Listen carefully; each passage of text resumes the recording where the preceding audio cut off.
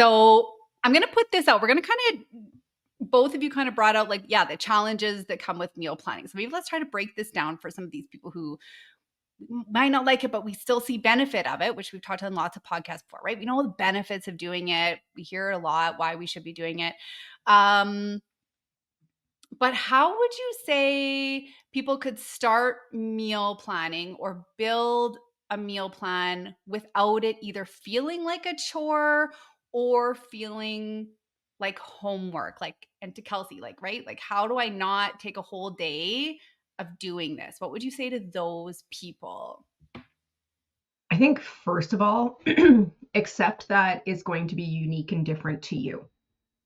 That you don't have to look at Pinterest or, videos and stuff like that that feel overwhelming.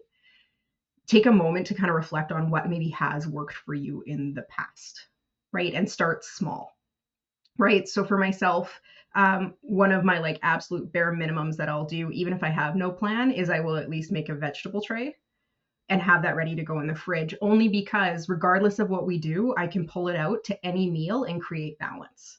So it makes my week that much easier. If we order in pizza, I can pull out the veggie tray and we can snack on it while we're waiting for pizza and while the pizza or with our pizza. So then we're able to still have, a balanced meal that's going to provide energy and get some fiber and some extra color in there, and just, feel full and satisfied versus like tired and groggy because I was too hungry and maybe overate my pizza.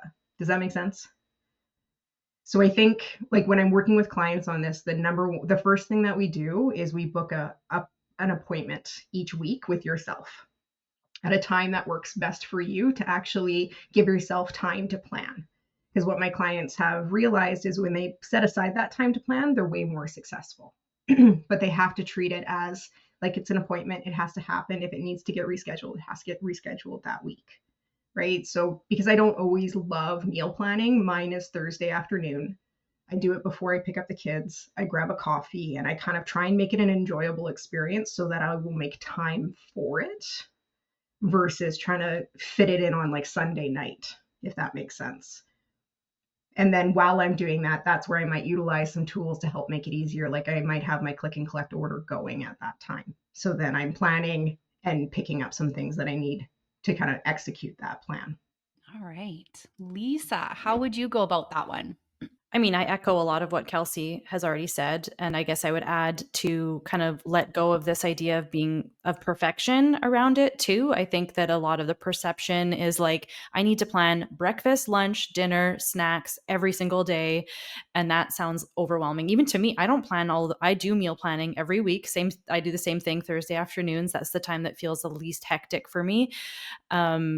And is more enjoyable, but like I don't plan out all my meals. That would be too much for me. So I think starting from a place, like from a small place, and again, what works for you. So if there's meals that you already love that you like are in your regular rotation, like save those somewhere or write them down as like, these are some of my go-tos, and that just start there even as a meal plan. Like if you're just starting out, like, oh, there's this one pasta dish that I make once a month, regularly that I love. Okay, put that on your the first meal plan you ever try doing. Actually write it down on a schedule of like, okay, I know I love this pasta dish.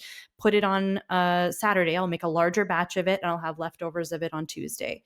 That's already 2 meals planned, and it's something you like. Takes the stress right out already. Like you already feel less overwhelmed because that's 2 meals gone out of your meal plan. You can write down the groceries you need for that, and then you're kind of set. So, and then it just gets easier and easier as you go, because if you start experimenting with more recipes, like what I've been doing is I try new recipes all the time, and if there's one that's like an undisputable winner that we just loved, I save that one. Like I write it down or I bookmark it or whatever. And so that's part of my repertoire. And my repertoire has just been growing and growing and growing of like, I know these are like 100% chance I want to repeat these. If they're like, it was okay, I don't put that on the list. It's always like, this is like a 100% chance I want to make this again.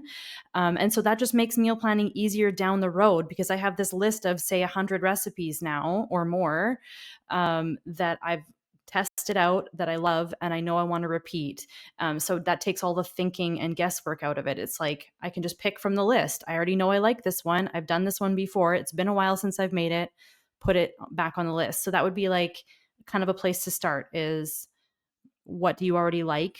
What's something you've done before? And just go there. So you're not, spending hours on Pinterest and like looking through cookbooks and not knowing where to start.